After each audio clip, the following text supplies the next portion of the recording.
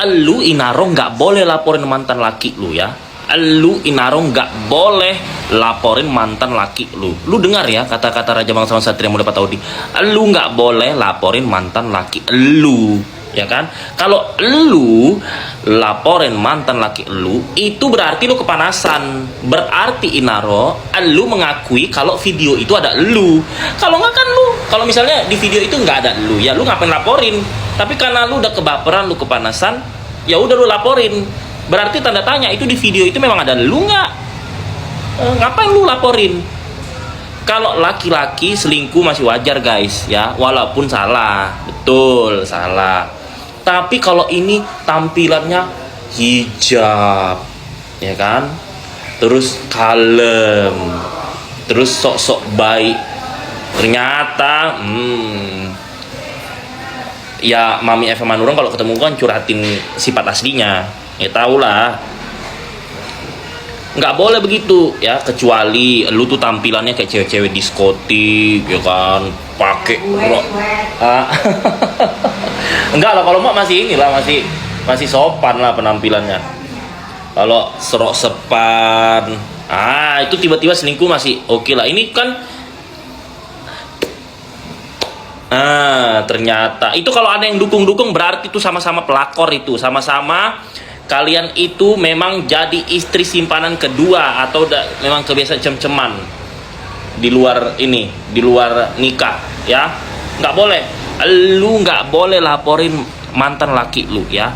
Kalau mantan laki lu kemarin itu selingkuh, pertama ya laki-laki orang apalagi tampilan udah begitu masih nggak shock gitu kan, walaupun orang benci. Tapi kalau lu dua kali orang kecewanya, pertama tampilan lu begitu, pada hijab itu adalah budaya Islam, budaya Arab yang menggambarkan seorang wanita itu adalah muslimah, bersih, baik. Tapi gue nggak tahu dalam video itu lu pakai jilbab atau enggak, gue nggak tahu ya. Nah tapi lu kalau nanti terbukti di penyidikan di video itu ada lu merusak citra hijab ya, yang salah bukan hijabnya tapi individunya guys ya.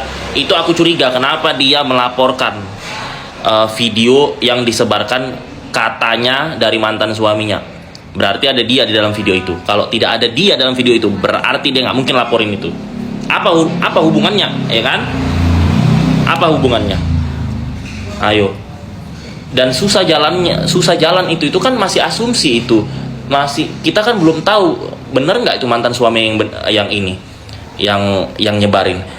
Kalaupun benar tapi tidak terdeteksi, ayo, kecuali dari HP, nomor HP. Jadi gini, kalau misalnya kalian bikin konten porno, tiba-tiba konten porno kalian itu ada di HP seseorang. Nah, HP seseorang itu kan nomornya daftarnya pakai KTP yang terkonek ke IT kepolisian. Nah, kalau dia menyebarkan video porno itu dari HP-nya dia ke nomor lain, yang kena dia, yang kena yang dalam konten sama yang bikin konten juga. Nah, tapi kalau tadi si mantan lakinya menyebarkannya tidak pakai nomor HP dia, ya susah itu dijerat. Yang dijerat malah nanti yang dalam video bunuh diri sendiri, begitu. Jadi nggak boleh. Aku juga heran kalian, ya Allah. Kalau aku tuh lebih suka ya artis sensasi tapi nggak ada skandalnya, nggak munafik guys, daripada yang sok-sok baik, sok-sok malaikat ternyata skandalnya money laundry apalah segala macam. Capek nggak kalian lihat begitu? Memang harus dijuliti, kalau nggak nanti mereka munafik semua, ketipu nih rerek jelita di kampung dan Jodi Matu ya. Itu ya, ini Raja Bangsawan Satria Muda Pataudi turun gunung ya untuk elu ya Inaro. Elu kalau ngelaporin berarti lu bunuh diri, berarti dalam video itu diduga ada lu. Ya iyalah, saya kalau cerita tentang di artis pasti tahu lah. Ya saya kan tinggal di Google FTV ada, di YouTube infotainment banyak.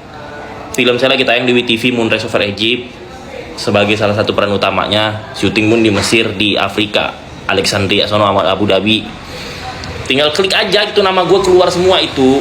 Kecuali tadi gue tinggal di kampung dan Jodi Matu, tidak hidup di relasi entertainment, barulah halu. Ini kan saya memang hidup di dunia entertain, ya kan? Jangan lupa nonton podcast terbaru saya, judulnya Pengacara di Reben Entertainment. Host utamanya saya dan Tessa Mariska di 100 episode.